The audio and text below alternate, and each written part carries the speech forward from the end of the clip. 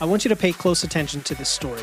You're going to hear advice that sounds reasonable, professional, even caring. But hidden within it are 3 dangerous myths about menopause and lifting weights. Myths that are literally stealing women's strength, health, and independence. These myths are so common, so accepted, that most people, even fitness professionals, never question them.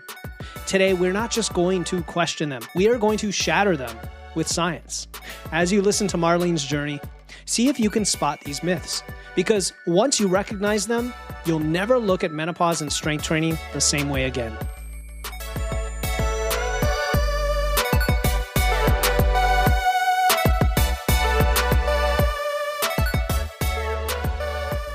Welcome to Wits and Weights, the show that blends evidence and engineering to help you build smart, efficient systems to achieve your dream physique. I'm your host, Philip Pape, and today's story, the first of its kind, we are doing a dramatized, myth-busting story, was inspired by a text message from a listener in Edmonton, Alberta, up in Canada, but it could be the story of millions of women facing the same challenge. Listen carefully, because the myths you'll hear aren't just wrong, they're actively harmful. And spotting them could change everything about how you approach strength training after 50. And as I go through the story, I really want you to pay attention to the myths and try to spot them yourself. And then I'm going to do a breakdown at the end of the story. It's January 1st, New Year's, 6 a.m. Marlene stands in front of Elevation Fitness, gripping her coffee like a lifeline. At 54, the retired accountant has spent her entire career analyzing numbers, finding patterns, solving problems. But the figures she's seen lately don't add up. Declining bone density, creeping weight gain, loss of strength. Even her posture, once perfect from years of track and field in her youth, is starting to slouch. Time to solve this equation, she mutters, pushing open the door. 25 years of working with spreadsheets taught her one thing. When the numbers go wrong, you have to take action. The gym's window displays the usual New Year's promises. Transform your body, get fit, feel strong. But there's also a sign that catches her analytical eye. Silver fitness specialist, safe training for seniors. Inside, everything gleams with newness. The front desk staff are impossibly cheerful for this hour. And Mike, the trainer doing her consultation, seems to know exactly what she needs. I used to run track, Marlene tells him, watching younger members grunt under heavy barbells in the distance. High school record in the 400 meters. Now I can barely climb stairs without getting winded. I need to get strong again. Mike's smile is reassuring. Professional. Of course, but at our age, we have to be smart about this, especially with menopause. We see it all the time. Women come in wanting to lift heavy, but that's just asking for injury. He leads her to a rack of colorful resistance bands and tiny dumbbells. This is where we'll start, nice and safe, low impact. The key is high reps with very light weights. Heavy lifting is for the young folks. We'll focus on what works for women your age. Marlene nods, running the numbers in her head. The logic seems sound. After all, he's the expert. 3 months pass. Marlene tracks everything in her training journal, weights, reps, measurements, just like she used to track business expenses. The numbers don't lie. After 12 weeks of resistance bands and 2-pound dumbbells, her strength hasn't improved. Her bone density numbers are still declining, and her posture, even worse. One morning, everything changes. Marlene arrives early, planning to review her progress charts before her usual session. The gym is quiet, except for the rhythmic sound of heavy weight hitting the floor. Her accountant's curiosity gets the better of her. What's making that sound? Peering around the corner to the weight room, she sees a woman she'd noticed before, but never spoken to. Silver hair and a neat French braid, probably early 60s, setting up for another deadlift. The bar is loaded with what looks like serious weight. Each rep is controlled, powerful. Between sets, she catches Marlene watching and smiles. Let me guess, they gave you the seniors program speech. The woman's voice carries the confidence of someone who's seen this story before. Her name is Stephanie, former physical therapist turned strength coach at 62. She left her PT practice after growing frustrated with seeing too many women limited by overcautious advice.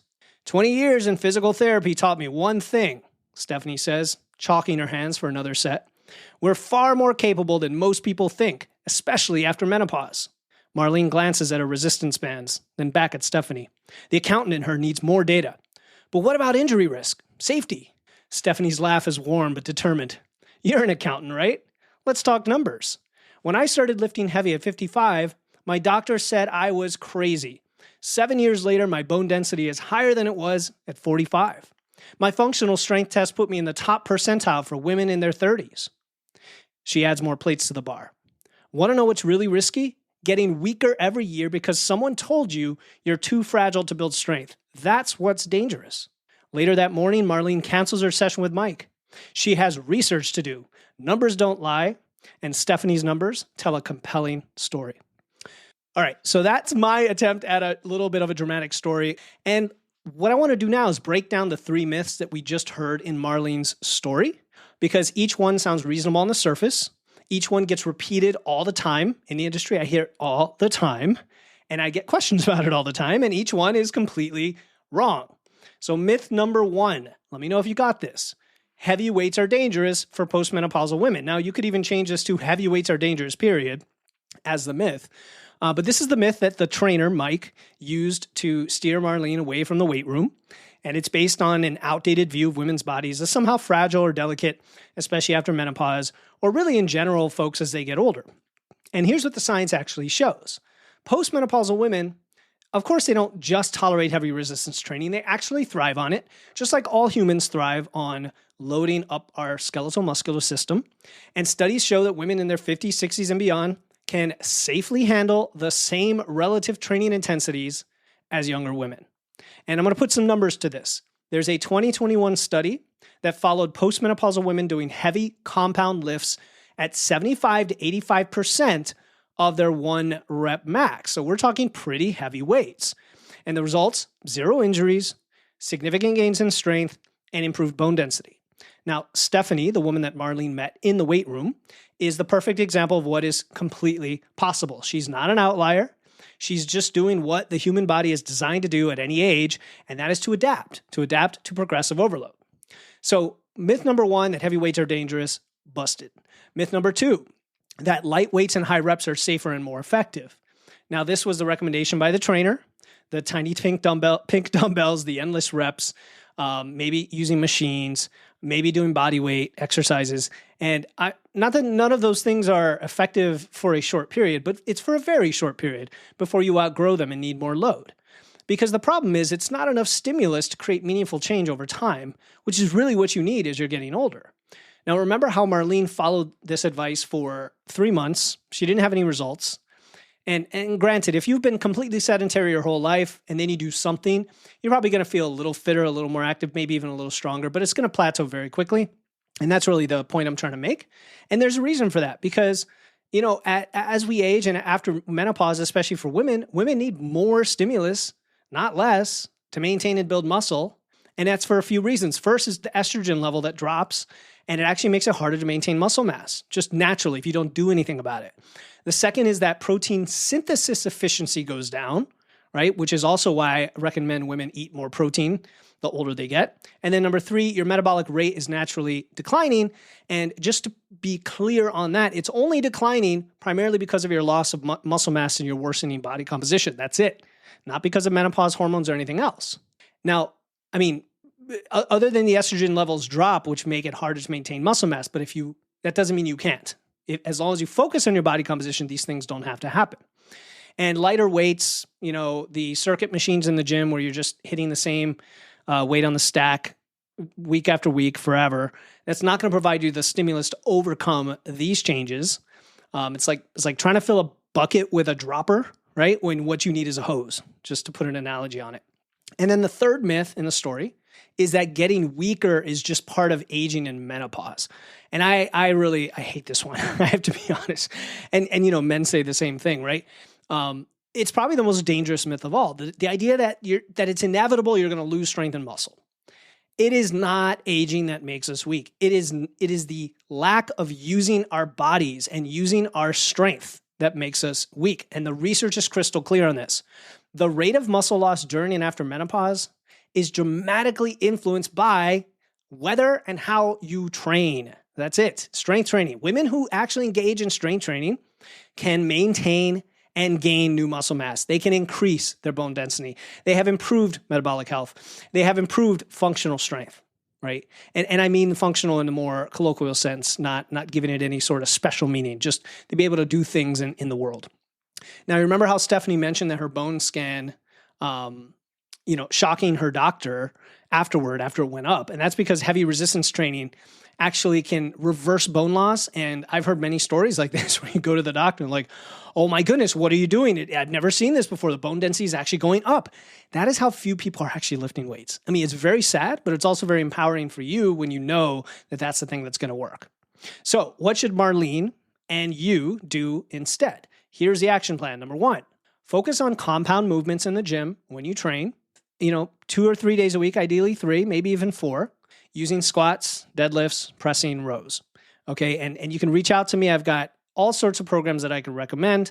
I'm not going to charge you for it. I'm going to give you a free resource if you need it.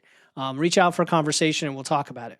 Number 2, use weights that challenge you, and that can be in a wide rep range. All right, anywhere from 3 or 4 reps all the way to 15 to 20 reps. It's really going to depend on the lift and on the programming, and whether you're actually pushing hard where you're a few reps shy of failure. And what I find is that going up for 20 or 25 reps and keeping the weight really light doesn't usually do that because people tend to just stop before they get to that point. So that's another reason I like a heavier rep range, especially for women, especially post-menopause. Number 3, progressive overload is the critical piece here. We have to increase your work over time. Your work meaning your sets, reps, load over time. All right. Primarily the weight. That's the most basic variable to change for most people. But then eventually it gets a little more nuanced than that. Number 4 is, again, training with enough frequency. So I'm going to say 3 times a week. If you're, let's say, in your 70s or 80s and you're listening to this and you've never trained before, I would start with 1 or 2 and then add to that. And you have recovery in between your sessions. And then number 5, you've got to support your training with plenty of protein and calories. And so protein is going to be somewhere around 0.7 to 1 gram per pound of your target body weight. But then having enough calories is important as well. And that's a whole separate topic when it comes to nutrition. Here's something else that the research has revealed, which I think is really amazing. Okay, and it validates what Stephanie discovered in the story. Postmenopausal women can gain strength and muscle at the same rate as younger women when training properly. And I'll add the shock value. I'll make the shock value even higher, at the same rate as men. So don't think that you have any disadvantage. Now, yes, women start with less muscle mass. They have more body fat when they're younger. So the actual quantity of muscle might be different, but who cares? The rate that you can gain is the same, right? And this isn't just an opinion or conjecture. This is documented again in many studies that show women in their 50s and 60s achieving similar relative strength gains to women in their 20s and 30s when following proper resistance training programs. I mean, think about that for a moment, right? The very time when most women are being told to back off from training or to just act your age or this is inevitable is actually when they can make incredible progress. Not despite their age, but regardless of it, right? Like it doesn't factor in. So let's end by returning to Marlene's story. Remember how it began? Standing outside that gym on New Year's Eve. On New Year's Day, right? New Year's resolution. Clutching her coffee and her spreadsheets, trying to solve the equation of aging. And this is actually the exact story of so many clients who I work with who eventually find their way to the weight room, hopefully sooner than later. And from day one, if you reach out to me for a rapid fitness assessment or need help with coaching, that is we are not going to avoid the weight room. We are going to get you on a proper training program if you're not doing it already, or we're going to make adjustments to what you're doing to make sure it's effective. That is number 1 for me when it comes to having a good nutrition plan. You're like, what? Nutrition? Yes. Number 1 for me in having a good nutrition plan is that you're training properly, right? That you're deadlifting, that you're squatting, that you're doing all of these wonderful things. Now, if you're not interested in that's your choice. But the truth is your body is not fragile. It's not weak. It's not past its prime. It's waiting for the right stimulus to show just how strong you can be. So if today's episode resonated with you and you want to talk to other people like Marlene in the story who are looking to get stronger regardless of their age, get strong at any age, they want to know what to do, they want to inspire each other, join our Facebook group. It's totally free. Go to Facebook and just search Wits and Weights or click the link in the show notes. That is also where I often test out some of these ideas like today's dramatized myth-busting story. Again, just click the link in the show notes or go to Wits and Weights or go to Facebook and search Wits and Weights and join our group. And you'll hear about episodes like this, but you can also interact with others. And we do a bi-weekly live Q&A, where you could have your questions answered, all sorts of other fun stuff. Until next time, keep using your wits, lifting those weights, and remember, strength has nothing to do with age. It's about smart training and consistency. This is Philip Pape, and you've been listening to Wits and Weights. I'll talk to you next time.